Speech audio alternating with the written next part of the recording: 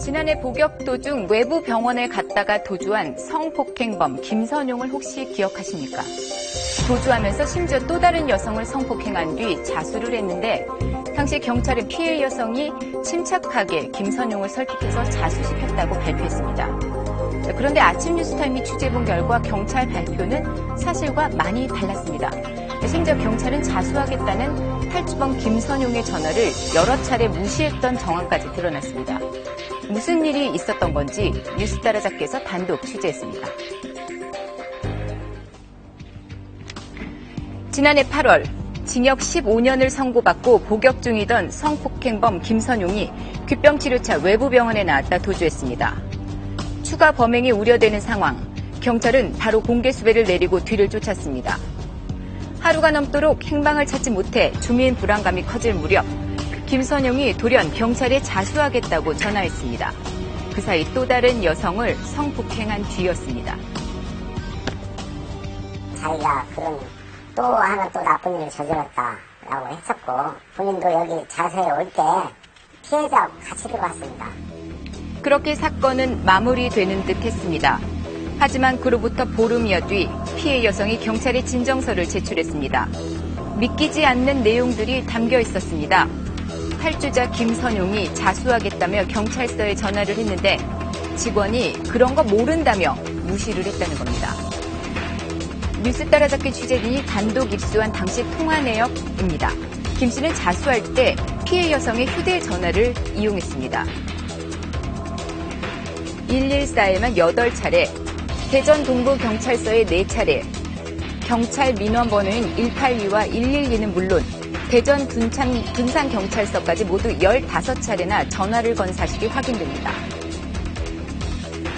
취재진이 어렵게 피해 여성을 직접 만나서 당시 상황을 물어봤습니다. 경찰서하고 연결해달랐는데 사람이 없다 그러고 민원실에 연결했는데 안 된다고 인터넷에 찾아서 경찰에 또 전화하고. 탈주범이 자수 결심을 하고 관할 경찰서에 직접 전화를 했는데 계속 연결이 안 됐다는 겁니다. 특히 한 경찰서 민원실 직원은 김 씨가 도주자 김선용이라며 신분까지 밝혔는데 그런 거 모른다며 무시했다고도 했습니다.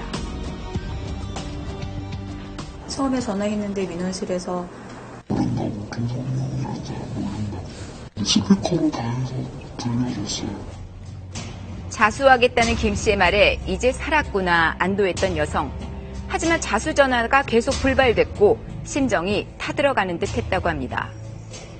경찰이라도 빨리 왔었으면 그냥 그때 다 포기 상태여서 진짜 죽이고 싶다는 생각 들었죠. 민원실 이런 사람들. 가까운 경찰서에서 바로 자수하려 했던 김선용. 112와 182까지 걸쳐 통화 시도 15번 만에야 차로 30분 거리에 있는 둔산경찰서로 자수 신고를 할 수 있었습니다. 공개 수배까지 하고 뒤를 쫓던 탈주범인데 그런 경찰이 어떻게 이렇게까지 모른다고 할 수 있었을까요? 민원실에는 경찰관만 있는 게 아니에요. 다른 직원, 그냥 행정만 간단하게 보시는 분들도 있고, 뭐 경찰관들이야 관심을 갖고, 뭐 이런 일이 있었구나 할 수도 있겠지만, 알아야 될 필요는 없잖아요. 그런 분들이 받았을 수도 있죠. 어이없는 상황은 이후로도 계속됐습니다. 경찰과 통화가 된 뒤 여성은 한시라도 빨리 휴대전화 위치 추적을 통해 경찰들이 김 씨를 잡아가기를 기다렸습니다. 하지만 여성을 구하러 온 경찰은 없었습니다. 쓰레기가 경찰들서 소용없구나. 위치 추적이 됐을 거 아니에요.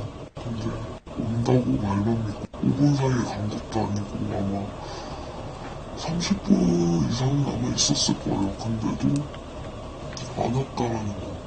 코앞에 경찰서인데. 여성이 김선용의 자수를 설득했다는 경찰 발표도 사실과 달랐습니다. 그거는 자기 혼자 신경 보이다가 일어난 것 같아요. 제 핸드폰으로 보고서 동영상 뭐 뉴스 이런 거 보면서 계속 해야겠다 말아야겠다 혼자. 인터넷을 통해 공개 수배 사실을 확인한 김선용이 스스로 자수 결심을 내렸다는 겁니다. 여성은 감금돼 있던 9시간 동안 김 씨의 기분을 거스르지 않기 위해 그저 숨죽여 있을 수밖에 없었다고 말했습니다. 1시간 30분 30분마다 신경변화가 되게 커요. 그 가해자. 저게 또 변할지 모르니까. 자수하는 현장까지 끌고 간 이유를 잘 봐야 돼요. 누군가 자수하는 거에 대해서 입증을 해줘야 되는데 가장 확실한 게 피해자잖아요. 그러니까 이 친구가 얼마나 잔혹한 친구냐면 피해자까지도 자수의 도구로 사용했다 이렇게 봐야 되는 거예요.